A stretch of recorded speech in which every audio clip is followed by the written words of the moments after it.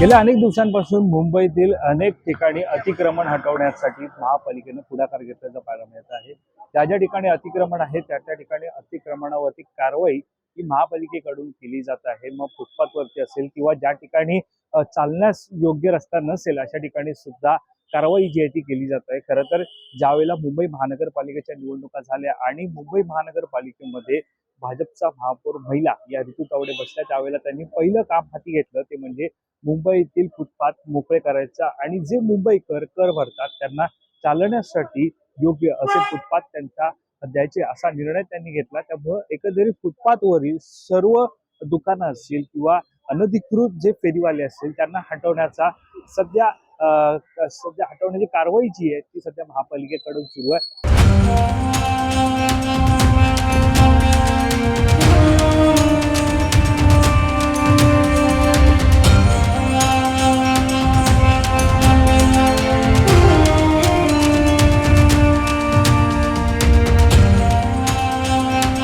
या पार्श्वभूमीवरती पाहायला गेलं तर गेल्या अनेक दिवसांपासून खरं तर महानगरपालिकांच्या निवडणुका झाल्या, मात्र त्यापूर्वी खासदार किरीट सोमय्या हे सुद्धा अनेकदा अशाच प्रकारच्या अतिक्रमणावरती कारवाई करण्याच्या हेतून विविध ठिकाणी जात असतात आणि त्या ठिकाणी कारवाई करताना पाहायला मिळत आहे।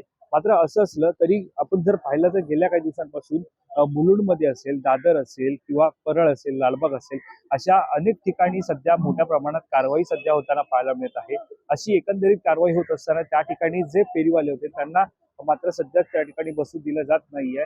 या सगळ्यावरती एकंदरीत कारवाई जी आहे ती होत आहे। मात्र ही कारवाई होत असताना ज्या ठिकाणी मुंबई महानगरपालिकेचं कार्यालय, मुख्य कार्यालय आहे, या कार्यालय नजीक जो भाग येतो त्या भागामध्ये सध्या मोठ्या प्रमाणात अतिक्रमण असल्याचं पाहायला मिळत आहे।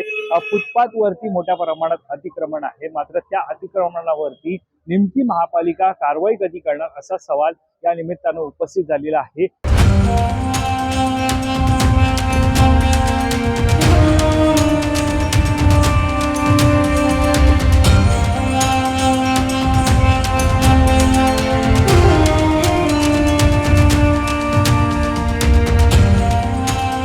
साधारणतः पाहायला गेलं तर मुंबई महानगरपालिकेनं ज्या प्रकारे कारवाईचा बडगा हा उगारलेला आहे, ही कारवाई मोठ्या प्रमाणात सुरू आहे। मात्र अजूनही मुंबईतील बहुतांश भाग आहे ज्या ठिकाणी अशा प्रकारचं अतिक्रमण पाहायला मिळत आहे आणि ज्या ठिकाणी अद्याप कारवाई झालेली नाहीये।